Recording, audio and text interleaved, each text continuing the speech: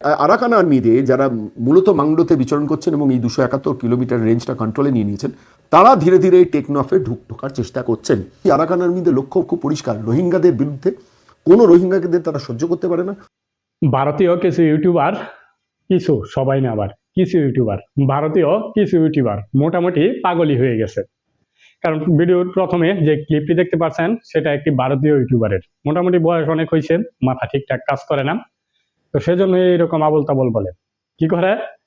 কিছু পত্রিকার হেডলাইন দেখে, টিভি চ্যানেলের হেডলাইন দেখে, এগুলো দেখে সময় পায় না কখন ভিডিও আপলোড দিবে, কারণ যত ভিডিও আপলোড দিবে তত টাকা।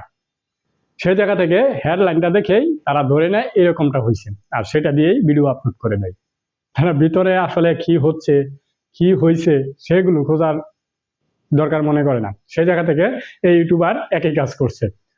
তো আপনারা জানেন সাম্প্রতিক মায়ানমারের সাথে বাংলাদেশের বর্ডারে, বাংলাদেশের সাথে হয় নাই, মায়ানমারের অভ্যন্তরীণ বিষয়, মায়ানমারের অভ্যন্তরীণ সেনাবাহিনীর সাথে আরাকান রাজ্যের যে সেনাবাহিনী, অর্থাৎ রাখাইন রাজ্যের, তারা যে দ্বন্দ্বটা হচ্ছে বেশ কিছুদিন ধরেই হচ্ছে।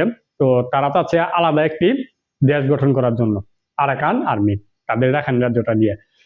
তো তাদের অভ্যন্তরীণ দ্বন্দ্ব, সেই অভ্যন্তরীণ বিষয়টাতে তারা কি করছে, তাদের সেনাবাহিনীকে সেখান থেকে হটিয়ে বাংলাদেশ ভারতের সাথে যে সীমানাটা আসে সেখান থেকে আরাকান আর্মি তাদের দেশের সেনাবাহিনীকে পাঠিয়ে দিছে। অর্থাৎ যুদ্ধই বলা যায়।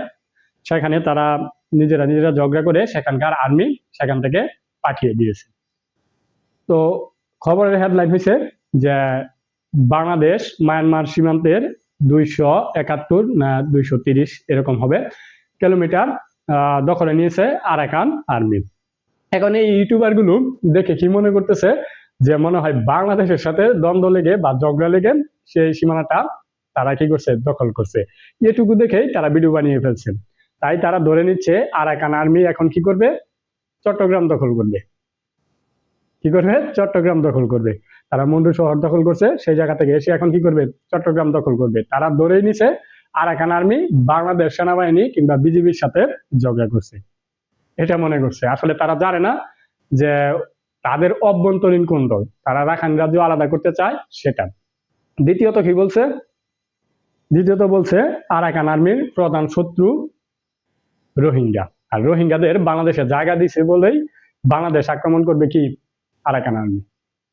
উনি হয়তো জানেনই না আরাকান আর্মির মূল লক্ষ্য এবং উদ্দেশ্য রোহিঙ্গা না। হ্যাঁ, এখানে কিছু ঘটনা ঘটছে, সেখানে রোহিঙ্গাদের কিছু বিদ্রোহী গোষ্ঠী আছে যারা কিন্তু সেখানকার সেনাবাহিনী বা জান্তা সরকারের বিপক্ষে। তো সেই সরকারের বিপক্ষে থাকলেও তারা কিছু সুবিধার জন্যই হয়তো যে সেই সরকারের সাথে হাত মিলিয়ে কাজ করছে আরাকান আর্মির বিপক্ষে, বা আরাকানি যেই বিদ্রোহী গোষ্ঠী আছে তাদের বিপক্ষে। সেই জায়গা থেকে সবার রোহিঙ্গাদের যে বিদ্রোহী গোষ্ঠী আছে তাদের সাথে আরাকানের একটি সমস্যা তৈরি হয়ে গেছে। তাই বলে এই না যে রোহিঙ্গাদের তারা টার্গেট করছে, কারণ এটা আপনারা বুঝতে পারবেন এই আরাকান আর্মির একজন সদস্যের কথা শুনলে। দেখেন, প্রসঙ্গ যখন রোহিঙ্গা সংকট, জেনারেল নাইং এর সাফ জবাব, রোহিঙ্গাদের জন্মভূমিতে ফিরিয়ে এনে যত দ্রুত সম্ভব নাগরিক অধিকার নিশ্চিত করা উচিত। They should be legitimately a citizen of the Myanmar. রোহিঙ্গারা প্রজন্ম থেকে প্রজন্ম ধরে এখানে আছেন, তারা অবশ্যই মিয়ানমারের নাগরিক, সেই অধিকার তাদের ফিরে পাওয়া উচিত। তো দেখতে পাচ্ছেন যে এখানে আরাকান আর্মির একজন সদস্য কি বলছেন, যে উনি বলছে এই মায়ানমার রাখাইন রাজ্যে রোহিঙ্গাদের জন্মভূমি, এই রাখাইন রাজ্যে রোহিঙ্গাদের অধিকার আছে, তারা চাইলে যদি স্বাধীন করতে পারে সেখানে তাদের স্থান দেওয়া হবে, এরকম কিছু কথাই বলছে। যাই হোক, তো এখানে স্পষ্ট যে আরাকান আর্মির সাথে রোহিঙ্গাদের একেবারে সাধারণ যে রোহিঙ্গা তাদের কোনো ঝামেলা নাই। হয়তো এদিকে এসে একটু ঝামেলা হয়ে গেছে, যে বিদ্রোহী আর্মিগুলো আছে, বিদ্রোহী গোষ্ঠী আছে রোহিঙ্গাদের, তাদের সাথে। কিন্তু প্রকৃতপক্ষে আরাকান আর্মির যে যুদ্ধ বা যে সংঘাতটা সেটা হচ্ছে জান্তা সরকার কিংবা সেই দেশের সেনাবাহিনীর সাথে। তাদের যে দ্বন্দ্ব সেটা কিন্তু রোহিঙ্গা কিংবা বাংলাদেশের সাথে না। কিন্তু এই ইউটিউবার কি করছে, সে কিন্তু হেডলাইনটা পরেই ভিডিও বানিয়ে ফেলছে যে বাংলাদেশের সীমানা দখল করে ফেলছে। এখন আসি বাংলাদেশ সম্পর্কে। যেহেতু মায়ানমার বাংলাদেশ সীমানায় এরকম একটি অস্থিতিশীল পরিবেশ তৈরি হয়েছে, সেই জায়গা থেকে পূর্বের ন্যায় এখনো কিন্তু রোহিঙ্গা আসা যাওয়া করতে পারে। সেই জায়গা থেকে আমাদের বিজিবি কঠোর অবস্থানে আছে, কঠোর অবস্থানে থেকে সেগুলো পর্যবেক্ষণ করতেছে। তো সেখানে আমাদের যেহেতু মায়ানমারের সাথে কোনো সমস্যা নাই, সেজন্য তারা তাদের ভূখণ্ডে ঢুকবেও না বা কিছু করবেও না। সেই জায়গা থেকে আমাদের বিজিবিরা জাস্ট এটুকুতেই আছে যে কোনো রোহিঙ্গা সেই জায়গা থেকে অনুপ্রবেশ করে কিনা, বা এই পাশ থেকে ওই পাশে গিয়ে আবার কোনো বাংলাদেশের সাথে কোনো ঝামেলা লাগিয়ে দেয় কিনা সেই দেশের আরাকান কিংবা জান্তা সরকারের যে আর্মিগুলো আছে তাদের সাথে।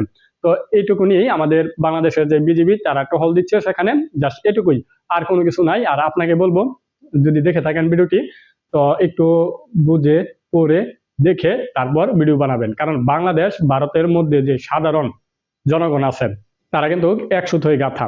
কারণ হচ্ছে যে আমাদের ভৌগোলিকগত মিল যেমন রয়েছে তেমনি আমাদের ভাষাগত মিলও রয়েছে। যদিও আমরা দুইটা দেশে বিভক্ত হয়ে গেছি, কিন্তু আমরা কিন্তু বাংলার লোক। আর বাংলার লোকের মধ্যে বাংলা ভাষায় যারা কথা বলে তাদের কিছু থাক আর না থাক, অন্তত অন্তঃস্থল থেকে একটা মিল অবশ্যই আছে। তো এই যে বিভিন্ন ইউটিউবার, যেটা প্রথমেই বলছিলাম পাগল হয়ে গেছে, এই কিছু পাগল ইউটিউবারের জন্য দুই দেশের মানুষের, সাধারণ মানুষের মধ্যে যেমন দূরত্ব সৃষ্টি হয়, তেমনি কিন্তু আমাদের আসলে এক দেশের প্রতি আরেক দেশের ঘৃণাটাও সৃষ্টি হয়। ভারতকে আমরা পছন্দ করি, ভারতও আমাদের পছন্দ করে, আমরা সেই জায়গাতেই থাকতে চাই। আপনারা এ নিয়ে বেনিয়ে কথা বলে দুই দেশের সম্পর্কটা নষ্ট করবেন না।